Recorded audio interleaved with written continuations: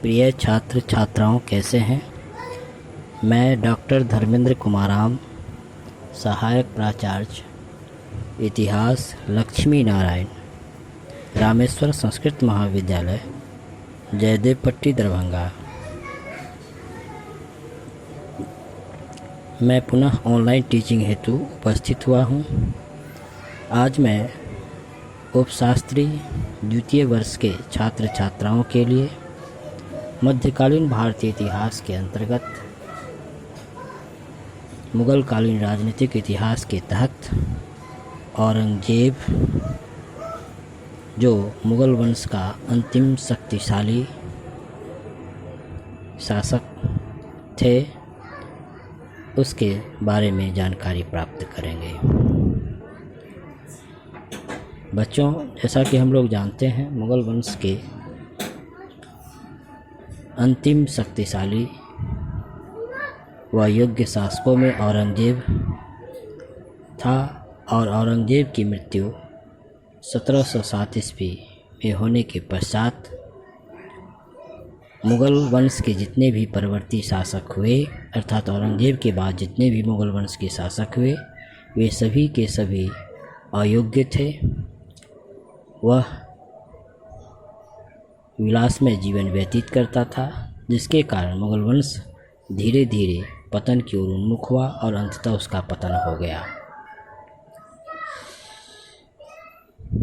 औरंगज़ेब ने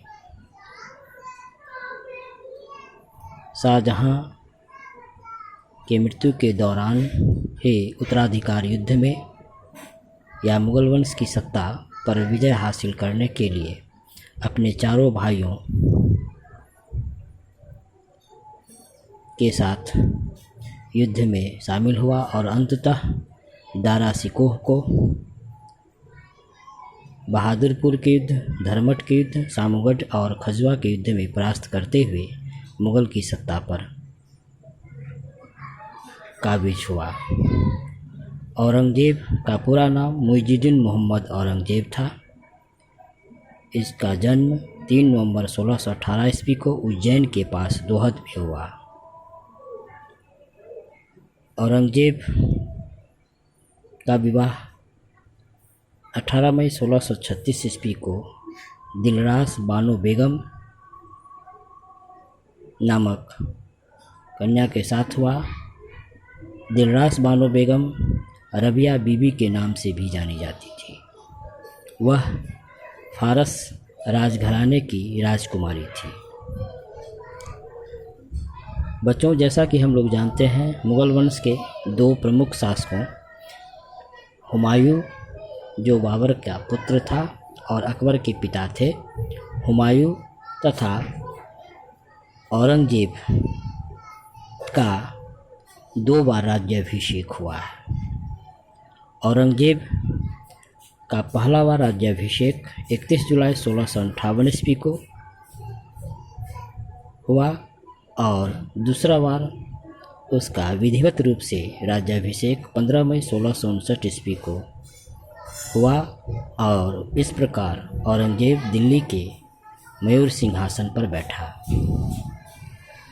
औरंगज़ेब ने अपने सैन्य अभियान के तहत दक्षिण भारत के प्रमुख व शक्तिशाली राज्यों बीजापुर और गोलकुंडा को मुग़ल साम्राज्य में शामिल किया। सर्वप्रथम दक्षिण भारत के प्रमुख राज्यों बीजापुर को 22 सितंबर 1686 ईस्वी को तथा 2 अक्टूबर 1687 ईस्वी को गोलकुंडा पर विजय प्राप्त करते हुए उसे मुग़ल साम्राज्य में मिलाया।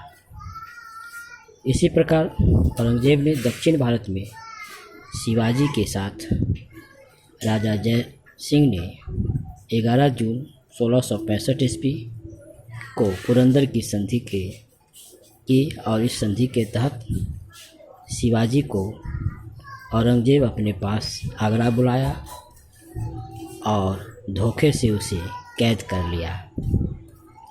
शिवाजी के पास पूजा करने के लिए जो फूल फल आते थे, उसी की टोकरी में बैठकर शिवाजी भाग गए।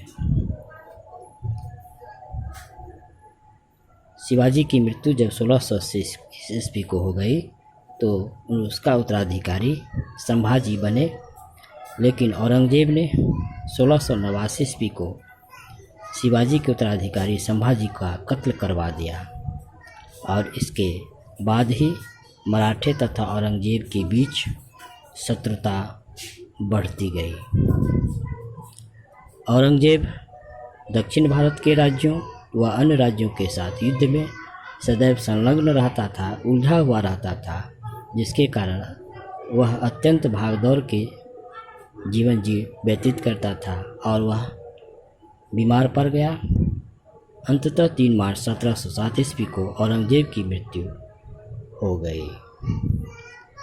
उसे दौलताबाग में दफनाया गया और औरंगजेब की मृत्यु के साथ ही मुग़ल साम्राज्य का पतन प्रारंभ हो गया और इस प्रकार मुग़ल वंश का अंतिम शासक बहादुर शाह जफ़र द्वितीय था, जिसने 1857 की क्रांति या भारतीय स्वतंत्रता का पहला संग्राम कहा जाता है का भी नेतृत्व प्रदान किया था।